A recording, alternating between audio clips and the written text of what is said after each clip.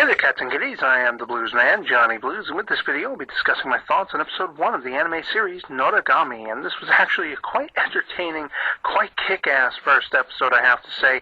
I was totally riveted from beginning to end, because we're following around the Yato god, air quotes, Mr. Yato, who fights phantoms. You know, basically he has what is called a sacred treasure, his sort of partner in crime, Tomone, and they receive a request from this girl in a classroom who feels very put upon. She was sick, and now everyone in her class seems to be, ogling her and demeaning her and all this kind of stuff, wishing her dead and wishing her ill. And all of the stress, because it's, I guess, exam times and stuff like that, has just culminated into creating a giant sort of snake-like phantom. And of course, this Mr. Yato, he gets paid his 5 yen coin, and he agrees to help out. He basically takes this phantom out in just a couple moves, using the sacred treasure that is Tomone, who can transform, in this case, into a hanky, which is just hilarious. And they work together, and they destroy this thing. Now, what I find very interesting, on the coattails of their success, she immediately, that is Tomone, once she transforms back into human form or humanoid form, she immediately says, I quit. I'm done with this. I'm sick of you handling me with your sweaty palms and everything.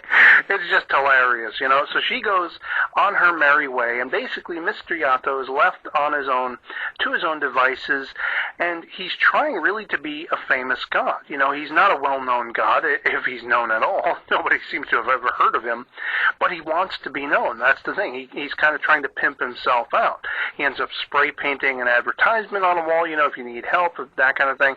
He finds that a cat has gone missing called my lord, and he's going to take it upon himself to return this cat. I don't know if he's getting paid for that or if he's just trying to do a good deed or what have you. But this inadvertently gets him hooked up with the main female, character in the episode, Hiyori, who sees him as he jumps out in the middle of the street, about to be hit by a bus chasing after this cat, my lord, and she jumps after him to try to save his life. Now, she's kind of a closet martial arts fan in that she hasn't told her parents, and we learn a little bit about her parents, that her father may be a surgeon or a doctor in a hospital. Maybe their family owns the hospital, and her mother would just be incredulous at her liking martial arts, something, where people are hurting each other and stuff like that, a sport of that kind.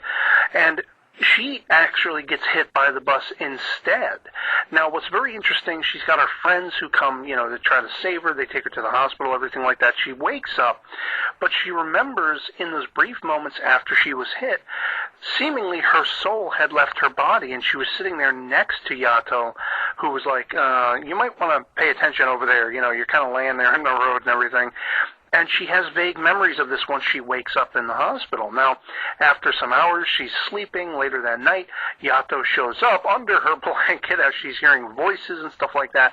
And he explains this very interesting twist on mythology. There's a near shore, which is humanity. There's a far shore, which is the afterlife. And you're kind of caught now between both of those modes, if you will. And you're going to be having to deal with that. Of course, at some point later, she's trying to track down this cat, trying to hopefully lead her back to Yato after she's out of the hospital and everything like that. He's still looking for the cat as well.